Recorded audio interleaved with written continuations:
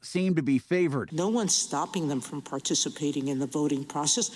No one is stopping them from trying to run candidates or support candidates that reflect their, but this state is stopping black voters from doing that in many districts because it's packing them into areas that whites overwhelm them. The court's liberal justices focused on the history of the Voting Rights Act in rooting out discrimination in voting. Democrats say they are not intimidated by President Trump's efforts to fire thousands of federal workers or by his threats of more firings to come. The president wants the government shutdown to end. Democrats are holding out for a spending package that includes extending health care tax credits. More information at apnews.com. This is AP News. A person in New York tested positive for the chikungunya virus. In what state health officials say is the first reported transmission of the mosquito-borne illness within the U.S. in 6 years. It's not clear how the Nassau County resident got it. They did not travel outside the U.S., where chikungunya has been spreading, specifically in China. Health officials say the person was likely bit by an infected mosquito, but they also say the virus has not been detected in local mosquito pools, and there is no evidence of ongoing transmission.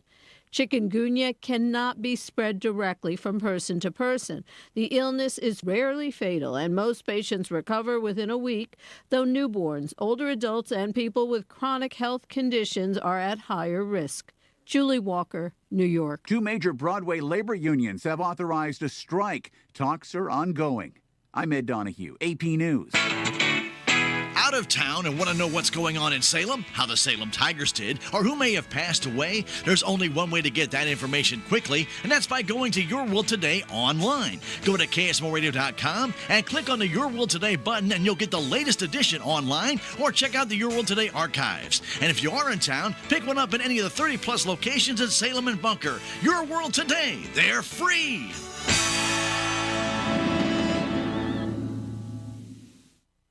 Looking for a fun-filled day with the family? Come out to the Fall Festival at Turtle Cove this Saturday from 7 a.m. to 4. They're located at 10,031 Highway H in Salem. There'll be a scavenger hunt, chicken race, and pumpkin painting contest, all with prizes. There'll also be face painting, bounce houses. Plus, the Lenox Fire Department will be doing vehicle rescue demonstrations and food vendors. Follow them on Facebook at Turtle Cove Farms, Small Animal and Homestead Goods Swaps. See you this Saturday at Turtle Cove Fall Festival, starting at 7 in the morning until 4. Ooma. What was that? That is business phone bliss with the Ooma cloud phone system. It handles all our voice, video, and messaging needs. You sound very... Calm? I am. Ooma has everything I need to run my business more efficiently, like virtual receptionist, call routing, and video conferencing. And it starts at just $19.95 per month per user, plus taxes and fees. Ooma. Nice. Find your business comm at ooma.com/radio.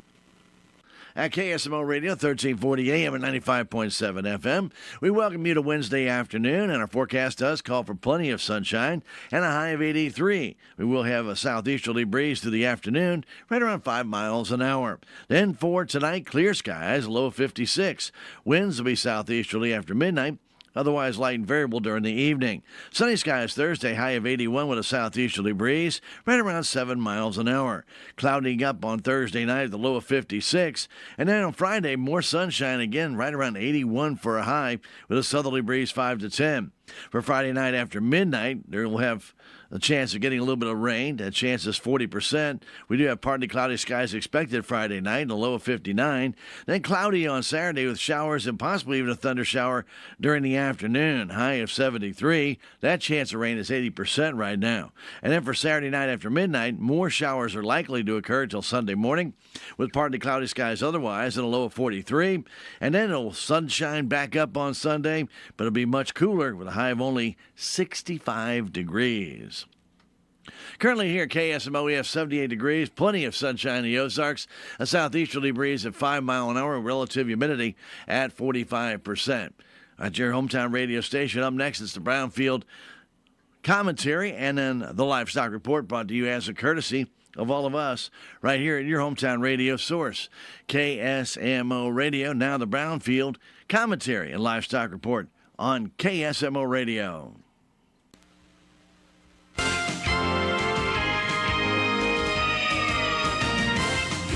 is my favorite season. Hello, everyone. I'm Cindy Young with Brownfield, and this is my 2 cents. Crisp mornings, farmers in the fields, bonfires, Friday night lights, FFA contests, trees ablaze in reds, orange, yellows, and purples. I love fall festivals with pumpkins, mums, apple cider, and music. I am all in. October is also special in my family. A big birthday month, my parents' anniversary, and it's Breast Cancer Awareness Month, when we honor survivors and reflect on how far we still have to go. Rural Americans face a heavier cancer burden. Cancer death rates have declined nationwide, but the decline is slower in the country than in urban areas. Rural counties tend to have lower incidence of some cancers, but higher mortality. Access to oncologists in rural America is limited. Only about 7% of U.S. medical oncologists practice in rural communities. More than 60% of counties in the country have no medical oncologist at all, and many others lack access, even in neighboring counties. Because of this, rural folks often travel long distances for follow-up testing or treatment. Delays in screening, diagnosis, and care are common and can lead to worse outcomes. Rural women are also less likely to receive recommended screenings like mammograms or cervical cancer tests. Please don't wait. Early detection is still the best path to hope. I'm Cindy Young with Brownfield. That's my 2 cents. Black vultures can be harmful to livestock operations across Missouri. Travis Garant from USDA explains. The range of black vultures have generally been in the southern part of the United States, but as their range has expanded into Missouri, the number of conflicts has been increasing over time. He explains mitigation tactics available through USDA. One of the main tools that we use is a black vulture effigy, and we have those on hand. If you have a pasture where you're calving, we can hang a couple of these up around the edges of the pastures, and that'll scare those birds off. We bring pyrotechnics and other tools to harass vultures off the site. Lasers can work very well. We also carry all the permits to do lethal removals if necessary. If black vultures are harming your livestock, we can help. Find out more about mitigation tactics and depredation permits at blackvultures.agriculture.mo.gov. That's blackvultures.agriculture.mo.gov.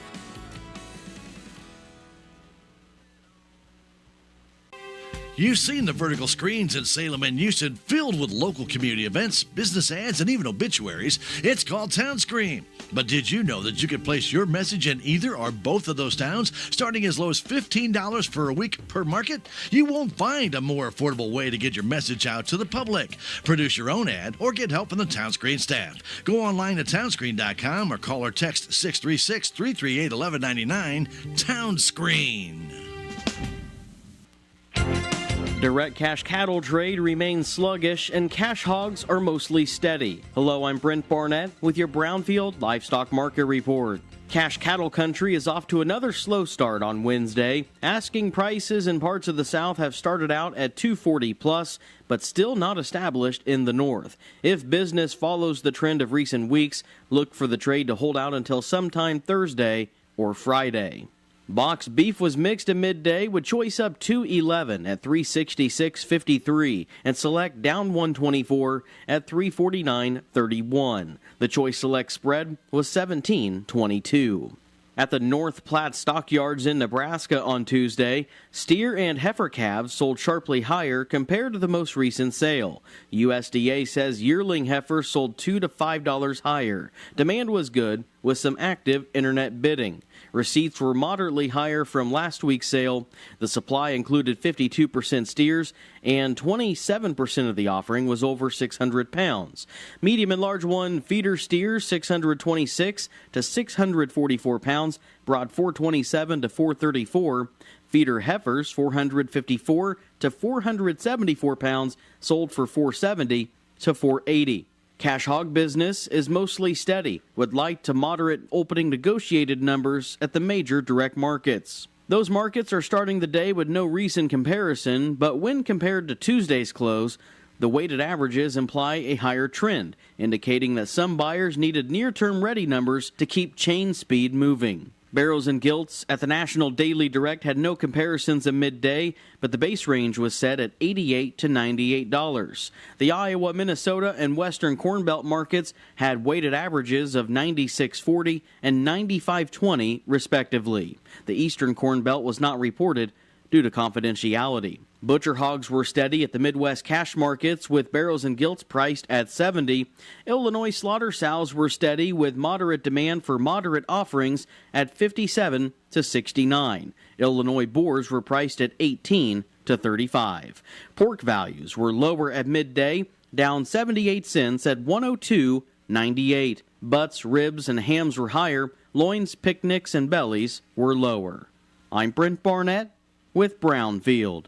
This is Bill Wise with the latest Appetite for Pork report. And here's Patrick Fleming, Vice President of Demand Development with the National Pork Board, talking about how retailers are involved in the Taste What Pork Can Do consumer brand campaign. We always wanted to make sure that our product marketing campaign really does enhance their image and gives them another reason why consumers should go to their stores.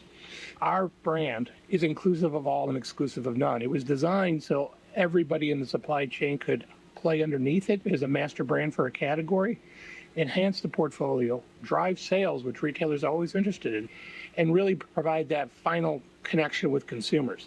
Because you'll see it on your phone, but it also is very effective if you see it on the retailer app, connecting that link all the way through to make sure consumers take that buying journey with us and come all the way to the end and put pork in the cart and convert it into sales is really what the whole campaign is designed to do, is to get people to buy more pork more often.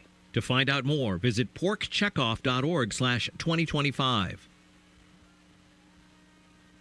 At KSMO, that's been the Brownfield Commentary and Livestock Report, brought to you as a courtesy of all of us right here at KSMO Radio, your hometown radio station. Right now it's time for us to take a look at our updated funeral announcements, brought to you as a courtesy of all of us right here at KSMO Radio, your hometown radio station, AM 1340 and FM 95.7, and also brought to you as a courtesy of Your World Today. 4 pages of news that you can use, and it's absolutely free in over 40 locations in Salem and in Bunker. Pick one up every Monday through Friday, or you can go online at ksmoradio.com.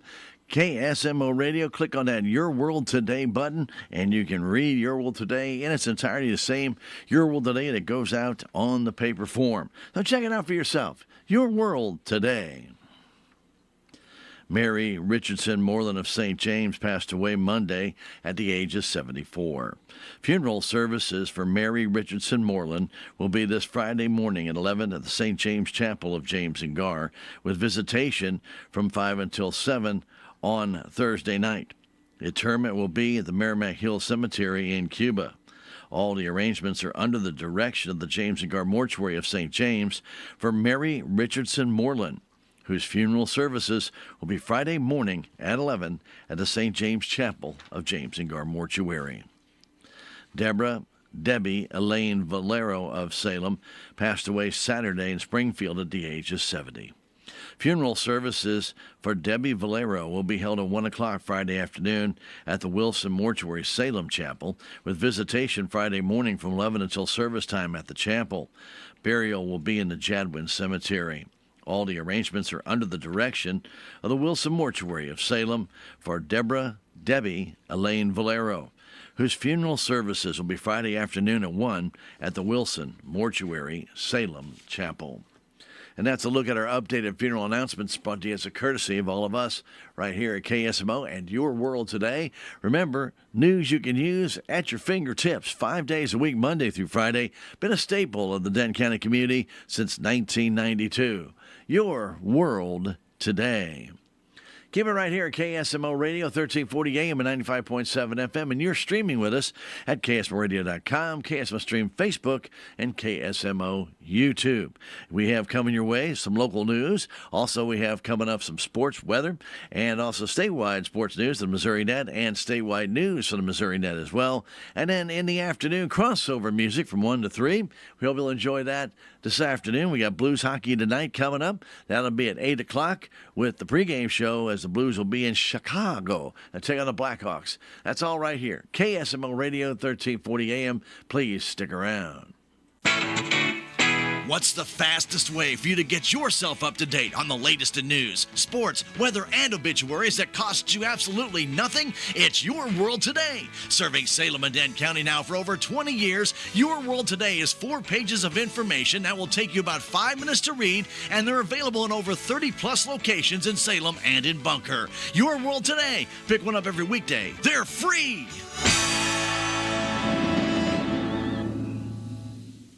Here at KSMO, it's now time for a look at local news. Local news brought to you by your friends at the SBU Salem campus, located 501 South Grand Street, right here in Salem. It provides quality higher education close to home for the residents of Dent County and surrounding areas. To find out more information about the degrees or the programs offered by SBU Salem, just contact them at 729-7071. That's 729-7071. SBU Salem campus, bringing you a look at local news. The Salem Board of Aldermen held their regular meeting Tuesday evening in the City Hall Auditorium at 202 North Washington Street. After approving the agenda and consent agenda, City Administrator Sally Burbridge provided an update on the cemetery mapping project. The city is partnering with Diamond Maps to create an online database to help the public locate the burial sites of deceased loved ones. In addition, the city is working with the State Archives in Jefferson City to preserve the original 150-year-old cemetery record books. The board approved the abatement on consent letter outlining the schedule of improvements for a wastewater treatment plant, a grant requirement that must be submitted to the Missouri Department of Natural Resources. The alderman also approved engaging Viking Industrial Coating to begin discussions and prepare a proposal and contract negotiations for routine water tower maintenance on what will soon be the 4 city towers. There is currently no fiscal impact to the city, as costs will be determined upon proposal and contract development. The purchase of 8 HP Elite mini desktops from Hewlett-Packard for $7,960 was approved. This is a $216 increase from the original September quote. The purchase will be funded through the CIP budget, which has a remaining balance of $12,930. In new and miscellaneous business, the board approved the annual Merrimack Regional Planning Commission membership renewal at the basic membership level of $4,097.44 to be paid from the non-departmental membership fund, which has a $5,700 budget. Bill number 3689, amending Ordinance 515.350 regarding electric fees, maintaining the $15 monthly fee for incandescent dusted dawn lights and reducing the fee for LED lights to $5 per month, was approved. Also, Bill number 3690 to amend Ordinance 700.060, extending the forecast lead time for utility disconnects from 24 hours to 72 hours in accordance with the new Public Service Commission rules, were approved, as well as Bill number 3691, establishing a refundable $100 deposit for faucet water meter rentals. Then Bill number 3692, authorizing the mayor to execute an agreement between the City of Salem and the Rolla Area Drug Enforcement Task Force, was also approved. During the city officials' reports, Administrator Burbridge mentioned the upcoming MRPC banquet on October 23rd at the Salem Community Center at the Armory. Mayor Greg Parker highlighted several upcoming community events, and Public Works Director Steve Payne provided updates on utility operations, recognizing Josh Hunt for being named a Wastewater Operator of the Year by the Missouri Water. Economic Development Director Carrie Sutterfield announced she received a scholarship from the National Rural Economic Developers Association, covering her attendance at the annual conference and a one-year membership valued at $2,000. The meeting was then adjourned and went into executive session where they discussed legal matters. Dent County Fire Protection District Board of Directors will be meeting this evening at the fire station number 2 South Main. After the call to order and roll call will be the approval of consent agenda. Also, the monthly reimbursement report will precede old business, which will include the Fidelity CTI tower lease consideration and results of motion to change vent fan purchased to Honda Motor. In new business, the board will be updated on the Firefighter Association of Missouri recruitment and retainment incentives, plus equipment and program quotes for officers and chief. Chief Dennis Floyd will present his report, followed by setting the date of the next meeting and closed session if necessary before adjournment. The Dent County Fire Protection District Board of Directors meeting tonight at 6 at the fire station is open to the public. CF Salem's Airport Board will be meeting tonight at 6 in the old City Hall Auditorium at 202 North Washington. After the call to order and approval of the agenda by the board, they will approve the previous minutes of the meetings. The board will consider recommending CIP and fuel price. The board will be updated on the gate opener and camera, plus discuss the Swartz hanger, followed by public comments prior to adjournment. The meeting was called by Airport Board President Tyler Naramore, and it is open to the public. That's the City of Salem Airport Board meeting tonight at 6 at the old City Hall Auditorium at 202 North Washington. Merrimack Regional Planning Commission Executive Director Bonnie Prigge, Planning Manager Ann Friend, and Missouri Department of Transportation Merrimack Area Engineer Preston Kramer will be meeting with the Dent County Commission and citizens to discuss transportation needs on the state system on Thursday at the Dent County Courthouse Commission meeting at 400 North Main Street in Salem at 10:30 in the morning. The public's encouraged to attend this meeting and share concerns or needs about road and bridge and multimodal transportation needs such as bike, pedestrian, airports, transit, rail, and port. MRPC Executive Director Prigge says it's important that they hear from Dent County leadership and residents about roads, bridges, and multimodal needs in the county, so now is the time to make sure our county needs list is complete. MRPC and MoDOT are meeting with all 8 counties in the region, not just Dent County. Each county will be meeting with and will conclude the identification of their top road and bridge priorities, as well as their multimodal priorities. The information from these meetings will be gathered and prioritized to help inform MoDOT for the next statewide transportation improvement program, better known as STIP, as well as consideration of the Central District's high priority unfunded needs list. Each county is asked to select its top 3 or 4 needs to be prioritized with the other projects in the Merrimack region. Road and bridge projects will be prioritized at the December Transportation Advisory Committee meeting, and multimodal will most likely be done in February at the newly formed Multimodal Transportation Advisory Committee meeting. That's MMTAC. If you cannot attend this meeting, please reach out to the MRPC to add a need to the list. Their phone number is 573-265-2993. And the MoDOT Winter Operations Drill will be held tomorrow. They'll start 8 o'clock in the morning in rural areas and about 9 in urban areas, and the exercise should be completed by about 3 o'clock. With the turnover rates and many positions still open, driver training on this day is more critical than ever. MoDOT State Maintenance Director Darren Hamlick said that roughly 16% of the plow operators have less than 1 year of experience and 40% have less than 3 years of experience. This training drill is important to help MoDOT prepare before winter arrives. All snowplow operators will drive their routes to get familiar with the details of the road and the turnaround points without any snow or ice to contend with. During the drill, MoDOT employees will react to a simulated forecast of significant snow for the entire state. The department's Emergency Operations Center will activate, and all employees involved in winter operations will be deployed to their trucks. Emergency communication systems will also be tested.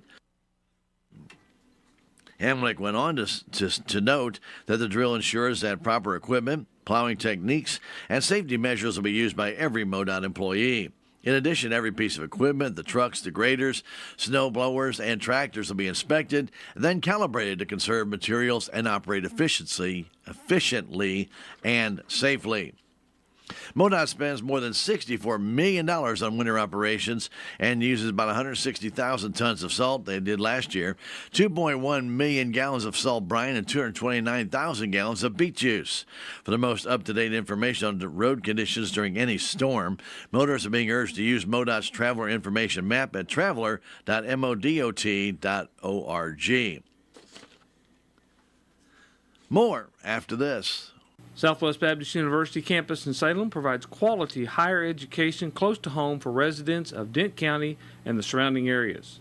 The classes at SBU Salem campus are taught in the afternoon and evenings, making a degree attainable for people who are in the workforce or can't afford to go off to get a degree. We offer degrees in nursing, which is an RN Bridge program, criminal justice, elementary education. For more information on the degrees and programs, please contact admissions counselor Chris Welch to schedule an appointment as a prospective or returning student. You may call 573-729-7071. Oh no, stomach issues again? Stomach issues? Who are you? Your pancreas. I could be the real reason for your diarrhea, gas, bloating, stomach pain, or loose oily stools. I thought it was my stomach. People often do, but any of these symptoms could mean having a condition called exocrine pancreatic insufficiency, or EPI. With EPI, the pancreas doesn't release enough enzymes to break down food, but EPI is manageable. Use the symptom checker on identifyepi.com and speak with your doctor. That's identifyepi.com. Sponsored by AbbVie.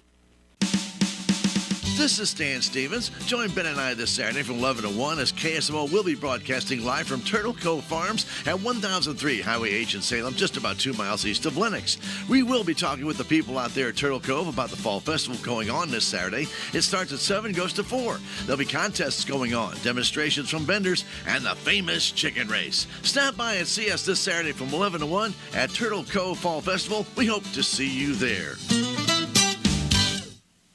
Truman the Tiger. M.I.Z. Marching Mizzou. And of course, to the house! To the house! The traditions of Mizzou football live here. A scoop and score for Missouri! Catch every game all season long right here. Never quit! Never gave up! On your home for Mizzou football, the Central Bank Tiger Network from Learfield. Why stop now? Long hours, heavy loads, tough conditions. When the job demands everything you've got, your fuel should work just as hard. Boss Performance Diesel by MFA Oil delivers maximum power and efficiency, keeping your engine running strong no matter the challenge. More power, more reliability, so you can stay in control and keep moving forward. Power through every challenge like a boss. Fuel up today. Visit bossperformancediesel.com to learn more. Our forecast on this Wednesday afternoon calls for plenty of sunshine and a fairly warm day today, considering we're in the middle of October, and 83-degree high is what we do expect. We will have a light east to southeasterly breeze at about 5 miles an hour. Our skies will be clear tonight, low of 56, with a light breeze throughout most of the evening, picking up out of southeast after midnight. Plenty of sunshine again on Thursday, just a little bit cooler with a high of 81, with southeasterly winds at 5 to 10. It'll be cloudy come Thursday night, low of 56 with southeast winds, and more sunshine is expected on Friday with 81 degrees for a high, with winds directly out of south at 5 to 10. Then after midnight Friday night, we have a chance of getting some rain, 40% chance of showers, possibly even a thunder shower, otherwise partly cloudy with a low of 59. Saturday, might want to take an umbrella or raincoat along just in case. Showers and possibly some thunder showers could occur. High of 73, the chance of rain is 80%. And then more showers are likely after midnight Saturday night into early Sunday morning with partly cloudy skies and a low of 43. With sunny skies expected Sunday, cooler, and a high of only 65 degrees. Currently here at KSMO Radio, 79 degrees at your hometown radio station. Sunny skies, winds are more out of the east, southeast at the moment, right here at KSMO Radio. We do have relative humidity, still sitting right around 45% right here at KSMO, and our skies are clear and sunny. And that'll do it for a look at some weather here at KSMO. We invite you to stick around. We have some sports news up next from the Missouri Net, as well as some local sports news. And we also have coming your way great crossover music over the 1 o'clock hour. We'll also bring him some more weather just to top that off at the top of the hour right here on KSMO. We invite you to stick around right here on your hometown radio station, KSMO Radio. It's back, the second annual Salem, Missouri Spectacular Hot Air Balloon Food Truck and Craft Fair on Saturday, October 25th from 11 in the morning till 9:30 at night at the Al Brown Complex. There'll be over 60 vendors, bounce house, face painting, petting zoo, and Frisbee disc dog show. Best of all, tethered hot air balloon rides. All this for a $5 gate fee. Mark your calendars for October 25th for the Salem, Missouri Spectacular Hot Air Balloon Food Truck and Craft Fair starting at 11 a.m. to 9:30. My husband and I, we don't always agree on decorating decisions, but I gotta give him credit. He made a huge improvement upstairs in the attic. That fresh layer of insulation he put down saved us $240 last year on our heating and cooling. Enough for a dinette set. We're saving just by adding insulation. What can you do? Find out how the little changes add up at togetherwesave.com. This message brought to you by Intercounty Electric Cooperative, your touch-tone energy cooperative. Having a special event at your business or a community event that needs to have a way to provide instructions to the public? Townscreen can help. They have portable 43-inch displays that can be custom programmed with a bright, high-definition display that can even be sponsored. These portable screens can be used indoors or out and can run up to 12 hours on a battery. So even if there's no electricity available, you are good to go. For more information, go to townscreen.com or call 636-338-1199. Townscreen. Here at KSMO Radio, let's take a look at some local sports news. Last night, the Salem Lady Volleyball Tigers fell to the Mountain View Lady Liberty Eagles by scores of 22-25, 10-25, and 14-25. They're now 11-20-1 on the season and 1-5 in the SCA. They will be at Mountain Grove Thursday for their final regular season matchup. The JV for the Lady Tigers did win, took 3 sets. They lost the first set 16-25, then 25-17, and 25-19. Our Lady Tigers were victorious. They also will be at Mountain Grove on Thursday night in their final regular season matchup, but they do have a tournament on Saturday. At the SCA Conference cross-country meet held Monday at Willow Springs, Zoe Elliott earned first team all-conference for the girls by placing third overall at a running time of 24 minutes, 2 seconds. Coming in 17th place for Salem was Danica Garner with a time of 30 minutes and 16 seconds, and Clara Cooper took 24th place with a time of 36 minutes, 49 seconds. There were not enough Salem girls running to qualify for the team championship. Houston won the SCA Conference team championship for the girls. For the boys, Nicholas Thie